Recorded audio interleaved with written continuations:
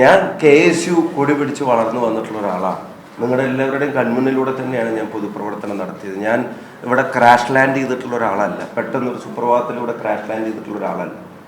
ഞാൻ 2002 മുതൽ ഇപ്പോൾ ഏതാണ്ട് 24 വർഷത്തോളമായിട്ട് KSU പ്രവർത്തനം തുടങ്ങി പൊതുപ്രവർത്തനം നടത്തുന്ന ഒരാളാണ്. അപ്പോൾ അർഹിക്കുന്ന ആളുകൾക്കും അർഹിക്കുന്ന കാര്യങ്ങൾക്ക് മറുപടി പറയാൻ ഉദ്ദേശിക്കുന്നുള്ളൂ. ഈ പറയുന്ന പ്രചരണങ്ങൾ അത് എന്നെ സംബന്ധിച്ച് നടത്തുന്നവരുടെ ഉദ്ദേശം എന്താണെന്ന് കേരളത്തിലെ പൊതുസമൂഹവും തിരിച്ചറിയും. ഞാൻ ഈ പത്രസമ്മേളനത്തിൽ തുടക്കത്തിൽ പറഞ്ഞൊരു കാര്യം, UDF ജയിക്കാൻ പോകുന്നത് ഏതെങ്കിലും ഒരു ജാതിയുടെ പേരിലോ ഒരു മതത്തിൻ്റെ പേരിലോ ഏതെങ്കിലും കമ്പാർട്ട്മെൻറ്റുകളുടെ പേരിലോ ആയിരിക്കില്ല. കേരളം ഒന്നടങ്കം പിന്തുണക്കുന്നതിൻ്റെ പേരിലായിരിക്കും ഐക്യജനാധിപത്യ മുന്നണിയുടെ ഗവൺമെൻറ് വരാൻ പോകുന്നത്.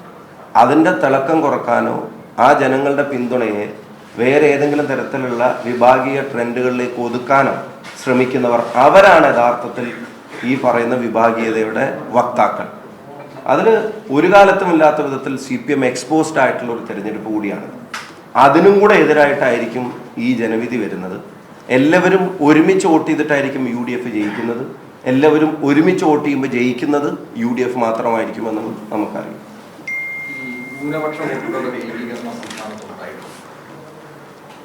അത് ഞാൻ നേരത്തെ സൂചിപ്പിച്ചത്, എല്ലാ വോട്ടുകളുടെയും ജനങ്ങളുടെ ഏകീകരണം സംസ്ഥാനത്ത് ഉണ്ടായിട്ടുണ്ട്. ന്യൂനപക്ഷ ഭൂരിപക്ഷ വ്യത്യാസമില്ലാതെ വോട്ടർമാർക്കിടയിലെ ജനങ്ങളുടെ ഏകീകരണം ഈ തെരഞ്ഞെടുപ്പിൽ ഉണ്ടായിട്ടുണ്ട്. അത് നിങ്ങൾക്ക് എല്ലാ ജില്ലയും പരിശോധിക്കുമ്പോൾ, റിസൾട്ട് പരിശോധിക്കുമ്പോൾ മനസ്സിലാവും. എല്ലാ ജില്ലകളിലും എല്ലാ വിഭാഗങ്ങളിലും പൊതുസമൂഹത്തിൻ്റെ വിവിധ മേഖലകളിൽ നിൽക്കുന്ന എല്ലാവരെയും അവരുടെ ആസ്പിറേഷൻസിനെ അഡ്രസ്സ് ചെയ്യാൻ UDFന് സാധിച്ചിട്ടുണ്ട്. അപ്പം അതിനെ ബ്രേക്ക് ചെയ്യാൻ വേണ്ടിയാണ് CPM ബോധപൂർവം ഈ തെരഞ്ഞെടുപ്പ് കാലത്ത് ഇപ്പോൾ പേരാമ്പ്രയിൽ ഞങ്ങളുടേതല്ല എന്ന് അവർ പറഞ്ഞു എന്ന് പറഞ്ഞു. നിങ്ങൾ ആലോചിക്കുക, ഒരാളുടെ ടങ് സ്ലിപ്പല്ല, പ്രസംഗത്തിൽ പറഞ്ഞു പോയൊരു വാചകമല്ല.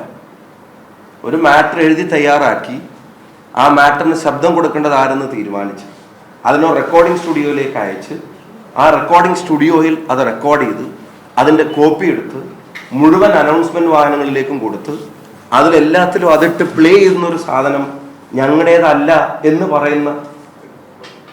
പറയുന്ന ഒരു ആറ്റിറ്റ്യൂഡിനെ ഇനി കേരളത്തിലെ ജനങ്ങൾ അത്ര നിഷ്കളങ്കമായി കാണണം.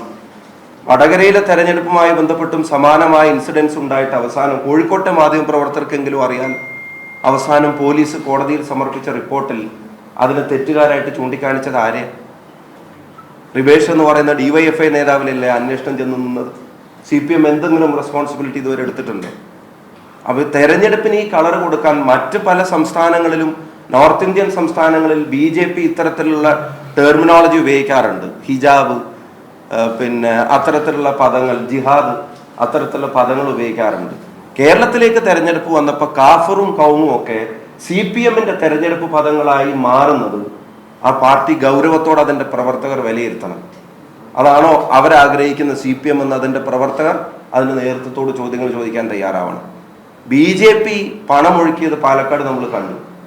പണമൊഴുക്കിയ BJP ആ വാർത്ത റിപ്പോർട്ട് ചെയ്ത ഒരു മാധ്യമ പ്രവർത്തകനെതിരെ നടത്തിയ ആക്രോശം നമ്മൾ കണ്ടതാണ്. ഇപ്പോൾ മീഡിയ വണ്ണിൻ്റെ മാധ്യമ പ്രവർത്തകരെതിരെ നടത്തിയ ആക്രോശം നമ്മൾ കണ്ടതാണ്. നിങ്ങൾ ആലോചിച്ച് നോക്കുക, മറ്റെല്ലാ മാധ്യമങ്ങളും പറഞ്ഞല്ലോ ആദ്യം നിങ്ങളാണ് ആ വാർത്ത റിപ്പോർട്ട് ചെയ്തത്. ആ BJP ലൈനിൽ കേരളത്തിലെ CPMും പ്രതികരിക്കുകയാണ്. വാർത്ത കൊടുത്ത ആളിൽ, ഞാൻ പണം കൊടുത്ത ആളെ ന്യായീകരിക്കുകയും അത് വാർത്ത കൊടുത്ത ആളെ ഭീഷണിപ്പെടുത്തുകയും ചെയ്യുന്ന BJP ശൈലി തെരഞ്ഞെടുപ്പ് പ്രചരണത്തിന് അത്തരം ഡിവിസീവായിട്ടുള്ള കാര്യങ്ങളെ പിന്നെ CPM ഉപയോഗിക്കുകയാണ്. ആ പ്രവണത കൂടിയുള്ള തിരിച്ചടി ആയിരിക്കട്ടെ ഈ തെരഞ്ഞെടുപ്പ്. വടകരയിൽ ഇതിനു മുമ്പ് അവർ നടത്തിയൊരു പരീക്ഷണം, അതെങ്ങനെ പാളിയെന്ന് അവർക്കറിയാം. പക്ഷെ അതിൽ നിന്ന് അവർ പാഠം പഠിച്ചിട്ടില്ല എന്നുള്ളത് ഉറപ്പാണ്. അല്ല, അപ്പം ഒരു കാര്യം നമ്മളെല്ലാവരും തത്വത്തിൽ അംഗീകരിക്കുകയാണ്, അടുത്ത മുഖ്യമന്ത്രി UDFന്റെ ആണ്, കോൺഗ്രസിൻ്റെയാണ് അടുത്ത മുഖ്യമന്ത്രി എന്നുള്ളത് നമ്മൾ തത്വത്തിൽ അംഗീകരിക്കുന്നു. 2, അതാരാണെന്ന് ഈ പത്രസമ്മേളനം നടത്തുന്ന ഞാനോ പത്രസമ്മേളനത്തിൽ ഇരിക്കുന്ന പിന്നെ ബഹുമാനപ്പെട്ട മാധ്യമ പ്രവർത്തകരോ നമ്മുടെ ആരുടെയും തീരുമാനങ്ങളിലോ കമൻറ്റുകളിലോ വരേണ്ടതോ വരുന്നതായിട്ടുള്ളൊരു കാര്യമല്ല. അത് ആ സമയത്ത് പാർട്ടിയുടെ രീതി അനുസരിച്ച് പാർട്ടി എടുക്കുന്ന തീരുമാനം അതെല്ലാവർക്കും ബാധകമാകും. അപ്പം അതിനുവേണ്ടി വെയിറ്റ് ചെയ്യാന്നുള്ളതല്ലാതെ അതാരാവുമെന്ന് ഊഹിക്കാനോ ഊഹിച്ച് ചർച്ച നടത്താനോ ചർച്ചയുടെ ഭാഗമാവാനോ പങ്കാളികളാവാനോ നമ്മൾ ആരും ശ്രമിക്കേണ്ടതില്ല എന്നുള്ളതാണ് എൻ്റെ അഭ്യർത്ഥന. ഒരുപക്ഷെ മുന്നനുഭവങ്ങൾ വെച്ചുകൂടിയായിരിക്കാം കോൺഗ്രസിലെ തർക്കങ്ങൾ വരുമ്പോൾ പറയും ജനാധിപത്യ പാർട്ടിയായിട്ടുള്ള അഭിപ്രായ പ്രകടനമാണെന്ന് പറയും. എന്തായാലും ഒരു കാര്യം ഷാഫിക്ക് പറയാൻ പറ്റുമോ, ഈ ഇലക്ഷന് ശേഷം കേന്ദ്രത്തിന്റെ ഒരു മാൻഡേറ്റ് കിട്ടുന്നത് UDF-നാണെങ്കിൽ മുഖ്യമന്ത്രി സ്ഥാനത്തെ കുറിച്ചൊരു തർക്കം ഉണ്ടാകില്ല എന്നൊരു ഉറപ്പ് പറയാൻ പറ്റും? ഞാൻ ഒരു കാര്യം ഞാൻ പറയാം, ഒരു തർക്കവും ഇല്ലാതെ ഒരു ഏകശിലാ വിഗ്രഹം ഇതിനെല്ലാം അടക്കി ഭരിച്ച് മറിച്ചൊരു അഭിപ്രായമോ വേറൊരു ഒപ്പീനിയനോ വരാൻ പാടില്ലാത്ത ഇരുമ്പ് മറകളെ സൃഷ്ടിച്ചതിന്റെ പരാജയം കൂടിയാണ് ഈ തെരഞ്ഞെടുപ്പിൽ CPM-ന് ഉണ്ടാവാൻ പോകുന്നത്.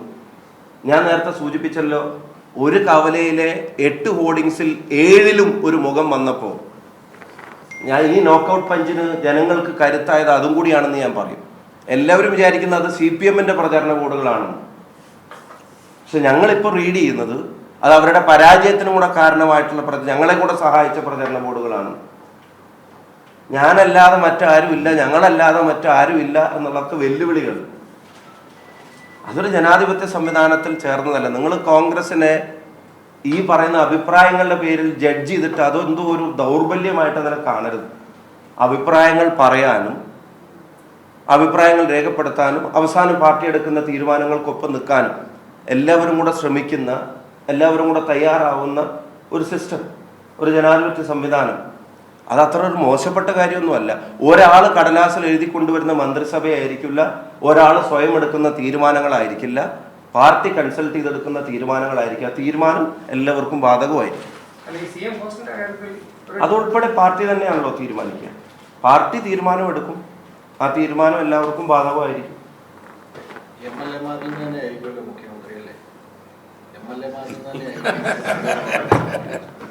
പാർട്ടി തീരുമാനിക്കും.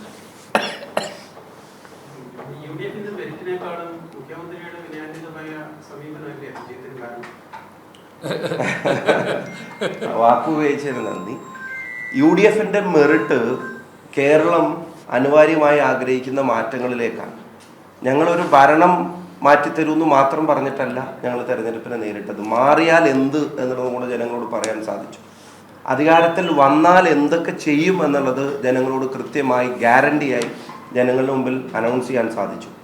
ഓരോ മേഖലയിലും ഉണ്ടാവേണ്ട മാറ്റങ്ങളെ പഠിച്ചു പറഞ്ഞു, അവരുമായി കൺസൾട്ട് ചെയ്തു. ഇപ്പം അനുഭവിക്കുന്ന പ്രശ്നങ്ങൾ, ഇപ്പം മലയോര മേഖല, തീരദേശ മേഖല ഉൾപ്പെടെയുള്ള വിഷയങ്ങളിൽ, വിദ്യാഭ്യാസ മേഖല, ഉന്നത വിദ്യാഭ്യാസ മേഖല, ഇപ്പോൾ കേരളം അനുഭവിക്കുന്ന പ്രശ്നങ്ങൾക്കുള്ള പരിഹാര നിർദ്ദേശങ്ങൾ കൂടെ വെച്ചിട്ടാണ് ഞങ്ങൾ തെരഞ്ഞെടുപ്പിനെ നേരിട്ടത്. തീർച്ചയായിട്ടും അത് ഞങ്ങളുടെ മെറിറ്റ് തന്നെയാണ്. രണ്ട് സൂചിപ്പിച്ചതുപോലെ ഈ ധിക്കാരം ധാർഷ്ട്യമൊന്നും ഇനി വെച്ച് പുലർത്താൻ കഴിയില്ല. ഇപ്പം ശബരിമലയിൽ പോലും ഇത്ര വലിയ അഴിമതി നടത്തിയിട്ട് ആ പാർട്ടിക്കാർക്കെതിരെ ഒരു നടപടിയും എടുക്കേണ്ടതില്ല എന്ന് തോന്നുന്ന തരത്തിൽ ഒരു പാർട്ടിയുടെ ധിക്കാരം മാറിയപ്പോൾ, ധാർഷ്ട്യം മാറിയപ്പോൾ അതിനിഞ്ഞ് വെച്ച് പൊറുപ്പിക്കേണ്ടതില്ലെന്ന് ജനങ്ങളും തീരുമാനിച്ചു. മൂന്ന് ഞാൻ സൂചിപ്പിച്ചതുപോലെ അവരുടെ കൂട്ടുകെട്ടുകൾ ഒരു കാലത്തുമില്ലാത്ത ക്ലാരിറ്റി കുറവ് ഒരു തെരഞ്ഞെടുപ്പ് കാലത്ത് CPM നേരിട്ടത് ഈ തെരഞ്ഞെടുപ്പിൽ. മറ്റേത് കുറേയൊക്കെ രഹസ്യമാക്കി വെക്കാനോ അല്ലെങ്കിൽ ഒരു മറ ഉപയോഗിക്കാനോ അവർക്ക് കഴിഞ്ഞില്ല. ഇതെല്ലാം മറകളും പൊളിഞ്ഞു പോയി. BJP-യുമായും SDPയും ഒക്കെ കൂട്ടുകൂടാൻ ഒരു മടിയില്ലാതെ SDPI പിന്തുണയൊക്കെ സന്തോഷത്തോടെ സ്വീകരിക്കുന്നുവെന്ന് സ്ഥാനാർത്ഥികൾ, വർഗീയതയ്ക്കെതിരെ മത്സരിച്ച് ജയിച്ചു എന്ന് അവകാശപ്പെടുന്ന മന്ത്രി ഉൾപ്പെടെയുള്ള സ്ഥാനാർത്ഥികൾ അവർ തന്നെ പറയുന്നത് നമ്മൾ കണ്ടു. അപ്പോൾ ഭരണത്തിന് അഡിക്റ്റ് ആയതുപോലെയാണ് ഈ ഭരണ നേതൃത്വം പെരുമാറിയത്. ഭരണമില്ലാതെ ജീവിക്കാൻ പറ്റൂല എന്നുള്ളൊരവസ്ഥയിലേക്ക് അവർ എത്തപ്പെട്ടതുപോലെ എവിടുത്തെ പിന്തുണ കിട്ടിയിട്ടാണെങ്കിലും ശരി ഒന്നും കൂടെ ഭരിച്ചേ തീരൂ എന്നുള്ള നിർബന്ധ ബുദ്ധി ഉള്ളതുപോലെയാണ് അവരുടെ ഭരണ നേതൃത്വം പെരുമാറിയത്. അത് അംഗീകരിക്കുന്നവരല്ല പാർട്ടിക്കാരും ഇടതുപക്ഷം എന്ന് സ്വയം വിളിക്കുന്ന മുഴുവൻ ആളുകൾ. രാഹുൽ ഗാന്ധി പ്രചരണത്തിന്റെ ഇടയിൽ ഒരു കാര്യം പറഞ്ഞു, കേരളത്തിൽ ഒരു വനിതാ മുഖ്യമന്ത്രി കാണാൻ ആഗ്രഹമുണ്ട്. UDF അധികാരത്തിൽ നല്ലത് പറയും. അങ്ങനെയാണെങ്കിൽ ജയിച്ചു വരുന്ന ഏതൊരു വനിതയെ മുഖ്യമന്ത്രിയാക്കാൻ വേണ്ടി തീരുമാനിക്കുമോ, അത് താല്പര്യമുണ്ടോ? അത് ഞാൻ പറയേണ്ട ഒരു കാര്യമല്ലല്ലോ. ഇപ്പം ഇന്ന ആള് മുഖ്യമന്ത്രിയാവും, അദ്ദേഹം അങ്ങനെ ഒരു ആഗ്രഹം പ്രകടിപ്പിച്ചത്. അതിപ്പം പല മീറ്റിങ്ങുകളും അദ്ദേഹം പറഞ്ഞു. കേരളത്തിലെ സ്ത്രീ സമൂഹത്തിൻ്റെ സ്ട്രെങ്ത് അദ്ദേഹത്തിൻ്റെ സ്വന്തം അനുഭവത്തിൽ നിന്ന് ഉൾപ്പെടെയുള്ള കാര്യങ്ങൾ അദ്ദേഹം പറയണ്ടായി. അതൊരു കോൺഗ്രസിൻ്റെ ഒരു കാഴ്ചപ്പാട്, ഒരു വിഷൻ മുന്നോട്ട് വെച്ചതാണ്. ഇന്നല്ലെങ്കിൽ നാളെ അത് യാഥാർത്ഥ്യമാക്കാൻ താല്പര്യപ്പെടുന്ന ഒരു നേതൃത്വമാണ് രാഹുൽ ഗാന്ധിയുടെ ഉൾപ്പെടെ. അത് നടക്കേണ്ടതും നടക്കാവുന്നതുമായിട്ടുള്ള കാര്യമാണ്. ഈ ഇലക്ഷനിൽ ആരാണ് മുഖ്യമന്ത്രി സ്ഥാനാർത്ഥി എന്നുള്ളത് പറയാൻ ഞാൻ ഇൻകോമ്പിറ്റന്റ് ആണ്. അതല്ല, അങ്ങനെ ഒരു സാഹചര്യം ജയിച്ചാൽ ജയിക്കും എന്നുള്ളത് തീർച്ചയാണ്. അതെ. അതിനപ്പുറത്തേക്കുള്ള സാഹചര്യങ്ങൾ പാർട്ടിയുടെ ഡിസ്കഷനിലൂടെയും ഡിസിഷനിലൂടെയും വരേണ്ട കാര്യങ്ങളാണ്.